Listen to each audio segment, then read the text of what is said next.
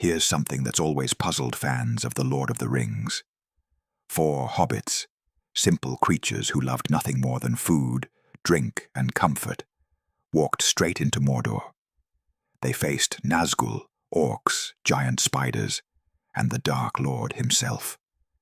Warriors trembled, elves hesitated. Even Gandalf feared what lay ahead. But the hobbits? They just kept walking. How is that possible? What gave these small, peaceful creatures the courage to face horrors that would break hardened soldiers? The answer isn't what you think. It's not about bravery. It's not about heroism. It's about something far more profound that Tolkien wove into the very nature of hobbits themselves. In this video, we're uncovering the hidden truth about why hobbits weren't afraid, or rather, why their fear didn't stop them. When Tolkien described hobbits in the prologue to The Lord of the Rings, he revealed something most readers overlook. Quote from the prologue, "There is a seed of courage hidden, often deeply it is true, in the heart of the fattest and most timid hobbit, waiting for some final and desperate danger to make it grow."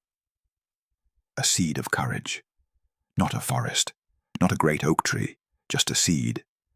But here's what makes this profound. That seed was enough. It was always enough. Frodo wasn't exceptionally brave by nature. Sam wasn't a warrior. Merry and Pippin were literally the class clowns of the Shire. Yet when the moment came, when everything was at stake, that tiny seed grew. Think about what this means. Tolkien is saying that courage isn't something you're born with. It's not a gift reserved for the mighty or the noble. It's a seed that exists in everyone, waiting for the right conditions to sprout. The hobbits didn't need to be fearless. They just needed that one small seed to take root when it mattered most. And here's the remarkable part. The hobbits didn't even know they had it. Bilbo thought he had come to the end of his adventure in the Barrow-wight's tomb, and a terrible end, but the thought hardened him. Frodo believed he would fail 1,000 times on the road to Mordor. Sam doubted himself constantly. But that doubt, that fear, that uncertainty, none of it stopped the seed from growing. But there's something deeper about hobbits that explains their resilience. Something Tolkien explicitly wrote in the prologue, but that most people forget. Quote, "Ease and peace had left this people still curiously tough. They were, if it came to it, difficult to daunt or to kill." Difficult to daunt, difficult to kill. These aren't the words you'd use to describe soft, comfortable creatures who spend their days eating and gardening. But that's exactly Tolkien's point. The hobbits' peaceful lifestyle didn't make them weak. It made them resilient. They could survive rough handling by grief, foe, or weather in a way that astonished those who did not know them well and looked no further than their bellies and their well-fed faces. This is crucial. The other races of Middle-earth looked at hobbits and saw weakness. They saw small, chubby folk who loved food and comfort. But they were looking at the surface. They didn't understand that hobbits were tough as old tree roots. They didn't realize that hobbits could endure hardships that would break stronger, more heroic beings. When Merry and Pippin were captured by Uruk-hai, tortured, and dragged across Middle-earth, what did they do? They left a trail for their friends to follow. They refused to yield. They survived. When Frodo was stabbed by a Morgul blade, a wound that should have killed him or turned him into a wraith, he kept walking, for days, with poison spreading through his body. Because hobbits are curiously tough. The other races couldn't understand this. Gandalf did. That's why he chose Bilbo for the quest to Erebor. Quote from Gandalf, "Some believe it is only great power that can hold evil in check. But that is not what I have found.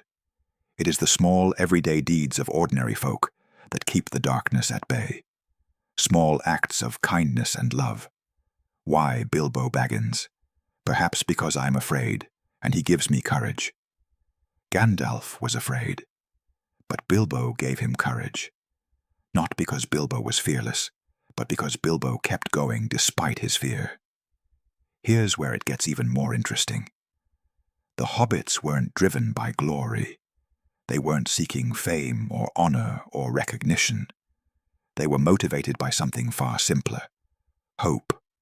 Not grand, sweeping, prophetic hope. Simple, everyday hope. Sam embodies this perfectly. When Frodo despaired on the slopes of Mount Doom, when he said their journey was drawing to an end, what did Sam say? Quote, "Maybe, but where there's life, there's hope, as my gaffer used to say, and need of victuals, as he most ways used to add. Where there's life, there's hope, and need of victuals." This is Sam's entire philosophy. Hope isn't some grand, abstract concept. It's as simple as knowing that as long as you're alive, there's a chance. And as long as you're alive, you need to eat. So let's have a bite and keep going. This is why the hobbits succeeded where greater beings failed. Boromir, for all his strength and valor, fell to despair and the lure of the ring. Denethor, the steward of Gondor, looked into the Palantir and lost all hope. Even Saruman, one of the Istari, was overcome by his ambitions. But the hobbits? They just kept putting one foot in front of the other. They didn't need grand strategies. They didn't need to understand the full scope of the war. They just needed to know that their friends were counting on them, that the Shire was counting on them, that as long as they kept going, there was hope. Perhaps the most remarkable thing about the hobbits' courage is that it grew throughout their journey. They didn't start brave. They became brave. Each trial, each terror, each moment of despair made that seed of courage grow a little stronger. When Bilbo killed the giant spider in Mirkwood, all alone by himself in the dark, without the help of the wizard or the dwarves, it made a great difference to him. He felt a different person, and much fiercer and bolder, despite an empty stomach, as he wiped his sword on the grass. This transformation is key. Bilbo wasn't brave because he was special. He became brave because he faced his fears and survived. Each time he overcame a challenge, his courage grew. By the end of his journey, he was a different hobbit entirely. The same is true for all of them. Frodo in the Barrow-wight's tomb, Sam in Shelob's lair, Merry on the fields of Pelennor, Pippin in Minas Tirith.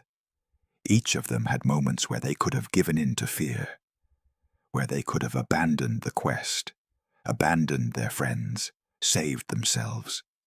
But they didn't. And each time they chose to stay, to fight, to endure, they became stronger. Quote from the books, "Going on from there was the bravest thing he ever did. The tremendous things that happened afterwards were as nothing compared to it.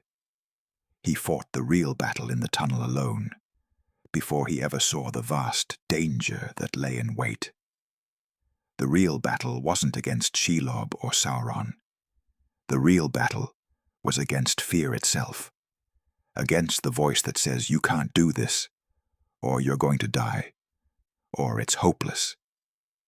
The hobbits won that battle, not because they weren't afraid, but because they refused to let fear stop them. So why weren't the hobbits afraid? The truth is, they were.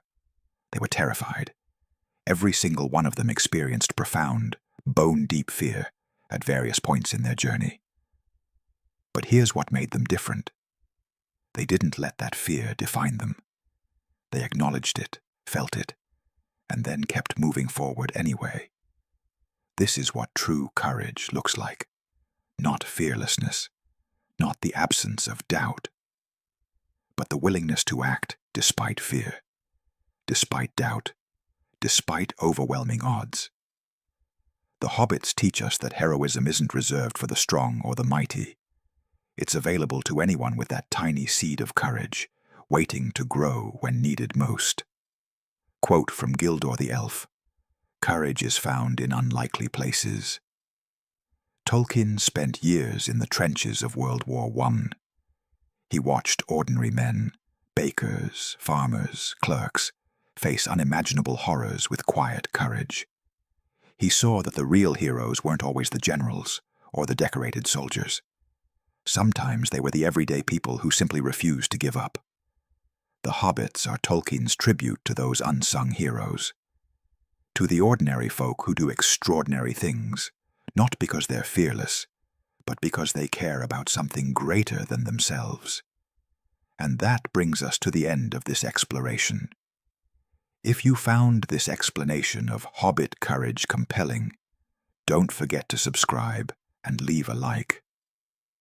What's your favorite moment of Hobbit bravery in The Lord of the Rings? Share your thoughts in the comments below. Remember, you don't need to be fearless to be brave.